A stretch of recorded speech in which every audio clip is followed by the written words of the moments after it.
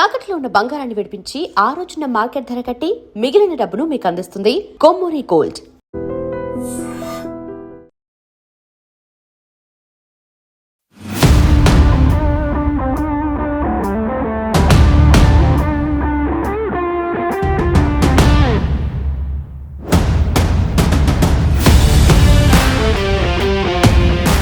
Hello viewers, welcome to I dream media. Rathasaptami అనేసరికి ముందుగా అందరికీ గుర్తుకు వచ్చేది సూర్య భగవానుడికి అత్యంత ప్రీతికరమైనటువంటి పరమాన్న ప్రసాదం, అదేవిధంగా చిక్కుడుకాయలతో చేసే రథం.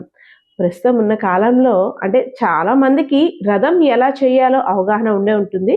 అయితే కొంతమందికి తీరిక లేకపోవచ్చు, ఆ రథం చేసే ప్రొసీజర్ ఎలాగో తెలియకపోవచ్చు. సో అలాంటి వారి కోసం ఒక మంచి వీడియోతో అయితే మీ ముందుకు వచ్చేస్తున్నాం. అదేవిధంగా ఆధ్యాత్మికతవేత్త అయినటువంటి సిరిపరుపు ఆదిలక్ష్మి గారు కూడా సూర్య భగవానుడికి అత్యంత ప్రీతికరమైనటువంటి చిక్కుడుకాయలతో చేసే రథాన్ని మనకి చూపించడానికి రెడీగా ఉన్నారు. అమ్మా నమస్తే. అమ్మా నమస్తే అమ్మా. రథ సప్తమి వేడుకలు అనేసరికి అసలు అంటే మాఘమాసం వచ్చిందంటే చాలు ఫస్ట్ గా ఆ సూర్య భగవానుడికి అత్యంత ప్రీతికరమైనటువంటి రథ సప్తమి నాడు స్వామి వారికి చేసే ప్రసాదం కావచ్చు, రథం కావచ్చు, అంటే ఒక్కొక్క దానికి ఒక్కొక్క విశిష్టత ఉంది. రథం అనేసరికి చాలా మంది అంటే ముగ్గులు వేసేయడం ఈజీ, గానీ ఈ చిక్కుడుకాయలతో రథం చేయడం 50% వచ్చి ఉంటుంది పాత తరం వాళ్ళకి. నేటి యుగానికి కూడా తెలియాలి. చిక్కుడుకాయ రథం అనేది కష్టమైతే కాదు, ఒక 2 సార్లు తెలిసిపోతుంది. అసలు మన ప్రతి పండగ కూడా ప్రకృతికి అనుసంధానంగా, మనకి ఈ కాలానికి అనుగుణంగా సైంటిఫిక్ రీజన్స్ తో మన పండగలన్నీ కూడా ముడిపడి ఉంటాయన్నమాట. ఈ కాలంలో దొరికే చిక్కుడుకాయలతో చక్కటి రథాన్ని చేసి ఆ రథంలో స్వామివారే మనకి ఈరోజు స్వామివారి పుట్టినరోజుగా కూడా భావిస్తారు. రథసప్తమి అనగా స్వామివారి పుట్టినరోజుగా భావిస్తారు. ఆ రథంలో స్వామివారిని మనం తీసుకొచ్చి కొలువు చేసుకున్నట్టుగా మనం భావన చేసుకొని ఈ పూజ అనేది కొనసాగించుకోవడం మన సాంప్రదాయం. దానిలో చిక్కుడు ఆకులు అసలు ఆ పూజ కూడా ఏం అక్కర్లేదు. చిక్కుడు ఆకులు, చిక్కుడు కాయలు, రేగ్గాయలు అన్ని కూడా ఏది చేసినా 7 తీసుకుంటాం. ఎందుకంటే సప్తస్వర రథాలు మీద స్వామి ఉంటారు కాబట్టి అన్ని 7 సంఖ్యలోనే మనం అన్ని తీసుకొని ఈ రథాన్ని చేసేద్దాం. అమ్మా నాకు ఒక డౌట్, చిక్కుడుకాయలతోటి ఎందుకు చేయాలి? చాలా వెజిటబుల్స్ ఉంటాయి, అన్ని కలగలిపి చేయొచ్చు, లేదంటే వంకాయలు ఉంటాయి, అవి కూడా పిక్స్ కూర్చోడానికి ఈజీగానే ఉంటాయి. కానీ ఎందుకు చిక్కుడుకాయలు మాత్రమే చెయ్యాలి? ఎందుకంటే చిక్కుడు అంటే మన ఆహారం కూడా ఒక ఔషధమే. ఈ కాలంలో ఈ సీజన్ లో చిక్కుడు అనేది తినాలి, దానికి ఒక ప్రత్యేక ప్రాముఖ్యత. సంక్రాంతి ఉన్నారు, గుమ్మడి ఇస్తారు.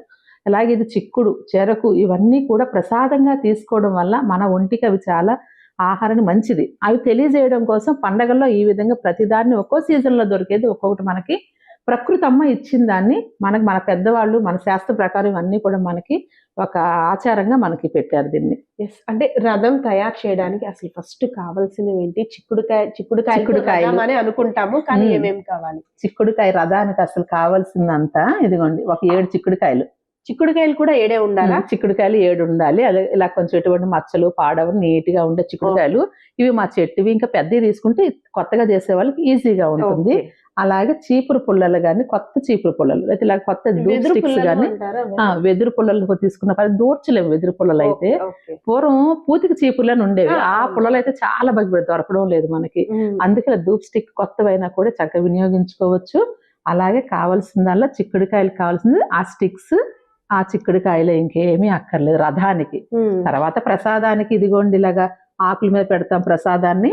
ఒక 7 ఆకులు చిక్కుడు ఆకుల మీదే ప్రసాదం పెడతామండి. ఆకులు కూడా 7 ఉండాలి. 7 ఆకులు చక్కగా ఈ విధంగా పెట్టేసి, ఇదిగోండి 7 ఆకులు ఈ విధంగా చక్క పెట్టేసి, ఒక్కొక్క రేగుపండు, కొంచెం మనం వండిన పరమాన్నము, అలాగే ఒక్కొక్క చెరుకు ముక్క కూడా నైవేద్యంగా స్వామివారికి ఇలా 7 ఆకులతో నైవేద్యం అనేది పెడతాం అన్నమాట. ఆదిలక్ష్మి గారు, అయితే రథాన్ని తయారు చేసేయడం స్టార్ట్ చేద్దాం. ఓకే అండి.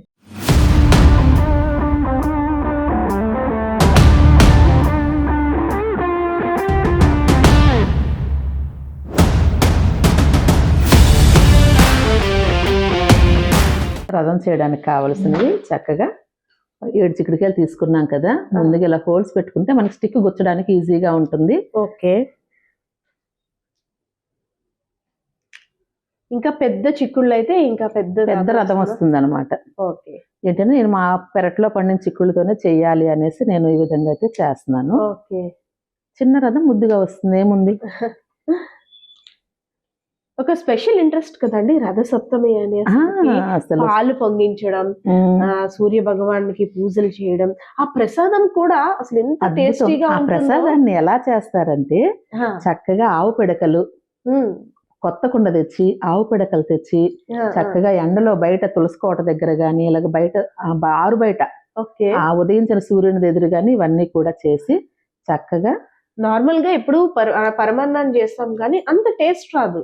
కానీ ఎందుకో రథసప్తమి నాడు చేసే పరమాన్నానికి మాత్రం చాలా టేస్టీగా ఉంటుంది. ఆ పరమాన్నం ఎందుకు టేస్టీగా ఉంటుందంటే మనం చక్కగా దాన్ని ఏంటంటే బియ్యం కడగము. ఓకే, కడగకూడదా? కడగకూడదు. బియ్యం కడగకుండా చక్కగా వాటికి నెయ్యి కలిపి మరిగిన పాలల్లో, కుండలో మరిగిన పాలల్లో, ఆవు పిడకల మీద మరిగిన పాలల్లో ఇది వేస్తాం కాబట్టి అద్భుతమైన టేస్ట్ వస్తుంది అనమాట. ఓకే. ఆవు పిడకలు కూడా ఇన్నాళ్ళు అంటే కారు పిడకలు అనేవారు. ఆవు గాని ఎద్దు గాని ఏవి మట్టని పిడకలు ఉంటాయి కదా, అవి అనేవారు. బట్ ఇప్పుడు దొరకక స్టవ్స్ మీదే, గ్యాస్ స్టవ్ మీదే. మరి ఏం చేస్తాం, మరి సిటీస్ లో ఉన్న వాళ్ళకి రథసప్తమి అసలు పూర్తిగా ఇవన్నీ లేవు కదా అని మానేయకుండా అది కూడా ఒక ఉపాయం ఉందండి. చక్కగా ఇత్తడి గిన్నెలో చక్కగా మనం దాన్ని చేసి స్వామివారికి నైవేద్యం చేసుకోవచ్చు. ఇది పెద్ద ప్రొసీజర్ కూడా కాదు. ఇలాంటివన్నీ మనం చేయడం వల్ల మన ఇంట్లో పిల్లలకు తెలిసి నెక్స్ట్ తరానికి కూడా ఇదొకటి ఉంది అని తెలుస్తుంది అనమాట. 4 చిక్కుడుకాయలు ఈ విధంగా పెట్టాము చక్కగాను. ఈ 4, ఇవి 3 చిక్కుడుకాయలు 7 తీసుకున్నాం కదా. ధూప్ స్టిక్ కరెక్ట్ మెజర్మెంట్స్ తో కరెక్ట్ గా వస్తుంది అనమాట. ఇప్పుడు దీన్ని ఈ విధంగా ఇక్కడ స్టిక్ చేస్తాము.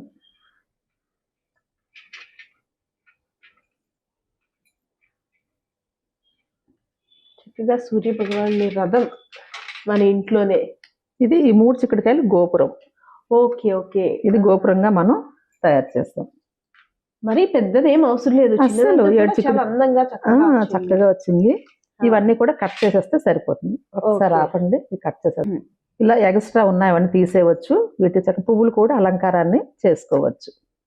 మన ఇష్టమే, ఇంకా దీన్ని పువ్వుల అలంకారం చేసుకోవచ్చు. చూసారా, చక్కటి రథం స్వామివారికి రెడీ అయిపోయింది.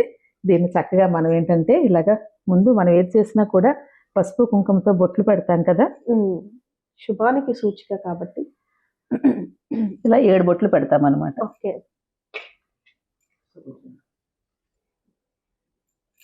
బొట్లు కూడా 7 పెట్టాలమ్మా. అన్ని ఏది చేసినా ఈ రోజు 7 రథసప్తమి రోజు మాత్రం 7 ఉండాలి. నైవేద్యాలు, చిక్కుడుకాయలు, బొట్టు పెట్టిన ఏది చేసినా కూడా 7 ఉంటాయన్నమాట. అసలు రథసప్తమి నాడు చిక్కుడుకాయలు ఎంత ఇంపార్టెంట్, రేగి పళ్ళు కూడా అంతే ఇంపార్టెంట్. ఇలాగ రథం రెడీ అయిపోయిన తర్వాత చక్కగా కింద ఒక తమలపాకు గాని అరిటాకు గాని ఏదైనా వేసి చక్కగా ఈ విధంగా అయితే, ఈ తమలపాకులు కూడా మా ఇంట్లోవే ఇలాగా చక్కగా బుల్లిగా రథం ఎంత బాగుందో. బాగుందా స్వామివారి రథం ఈ విధంగా.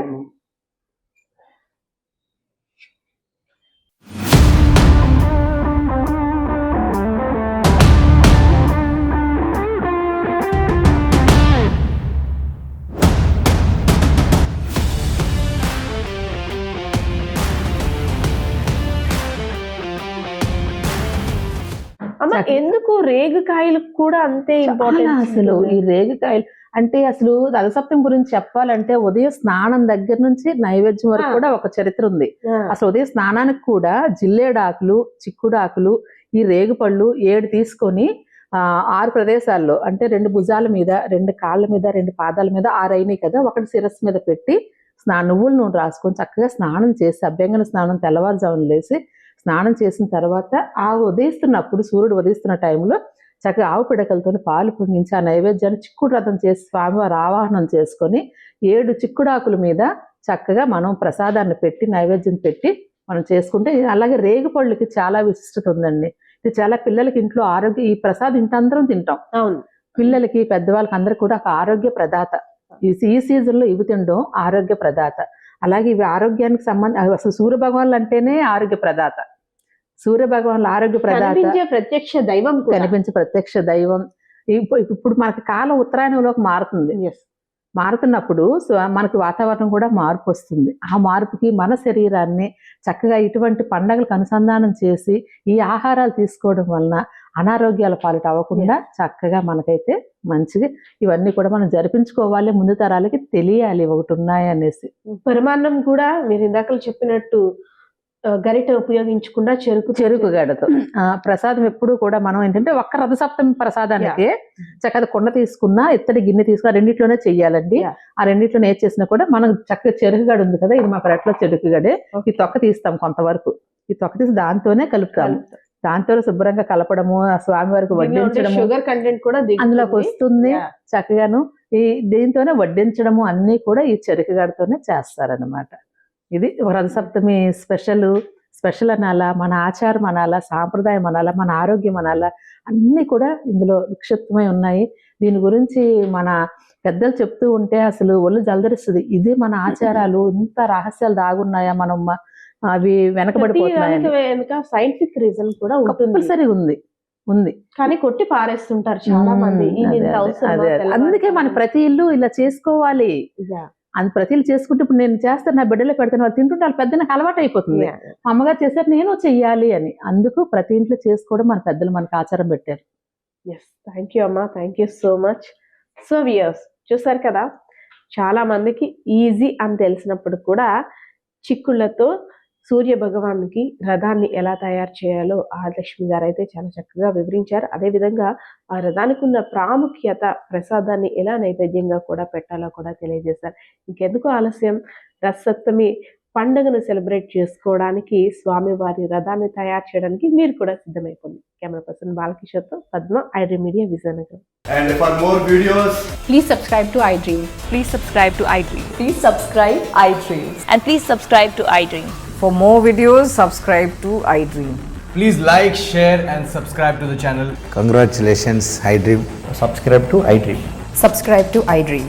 So subscribe to iDream Media. iDream की iDream team अंदर की huge congratulations. Please subscribe iDream Media. Please subscribe to iDream. Subscribe iDream. Please subscribe to iDream. iDream అంటే నా కళల ఛానల్ను సబ్స్క్రైబ్ చేసుకున్న నోరు తిరుగుతలేదు, మీరైతే గంట గుర్తు కొట్టండి. For more such videos, please subscribe to iDream.